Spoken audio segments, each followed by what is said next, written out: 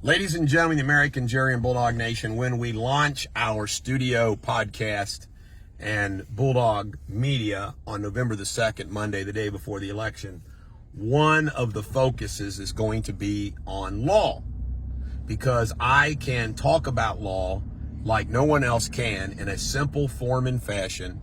And there's just always so much to talk about. I'm going to talk about general theory. I'm going to talk about the system.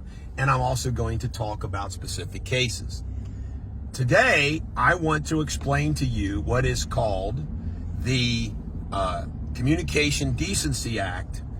And you've heard Trump say and other U.S. senators say it's time to change the law as it relates to social media. Now, I didn't know anything about this law until I represented Sarah Jones against the Dirty.com. And here is what the law is, which has allowed social media to grow. And this is the law. If a mainstream news media outlet, the Kentucky Post, the old Kentucky Post, Kentucky Enquirer, Cincinnati Enquirer, New York Post, Washington Post, ABC, CBS, anybody in the media, they can be sued for slander, defamation, libel, which is an untruth, it's false about somebody.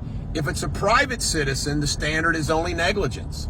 If you are a public citizen, a public figure it's called, under the famous case New York Times, Sullivan versus New York Times, you have to prove malice. So it's not enough that it be negligence, you have to prove malice. There's a famous movie called Absent of Malice. So here is what the social media, all of them, have gotten away with forever. They say, wait a minute, folks, we're just providing the platform for everybody and anybody to post whatever they want to post on our platform.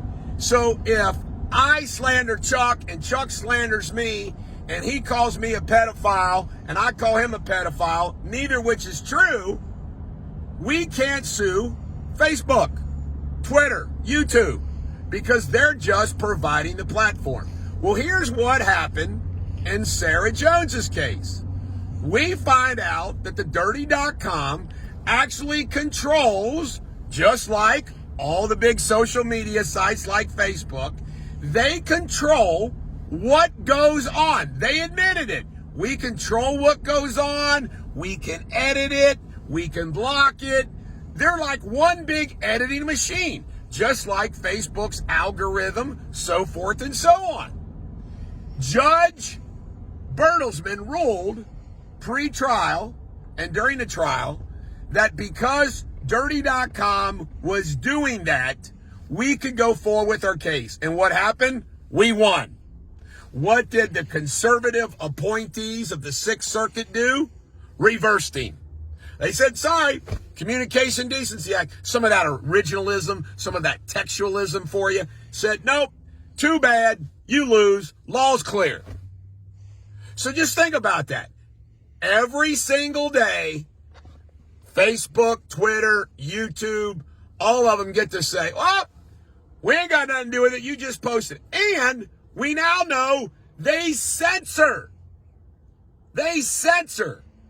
So, ladies and gentlemen, the American Jury and Bulldog Nation, all Congress has to do is flip the switch and pass a law that says, no more. If there's defamation and libel on your site, you can be held accountable. Or block them from censoring it so everything goes, everybody can post whatever they want, but you don't censor it. You see, they wanted all three ways. They want it every which way. You see how messed up the law is? Here's what I argue. They ought to be held accountable, or they can't censor at all. Unless, we can all go with the extremes, can't we? You can make the list. Terrorism, child pornography, I mean, all the extreme stuff. But Chuck and Eric ought to be able to say whatever the hell they want about each other. You know why? Because social media doesn't know if it's true or not. They are getting away with censoring and controlling what you and I see, read, and it is got to stop. I know it firsthand. I had a case. Followed it all the way through.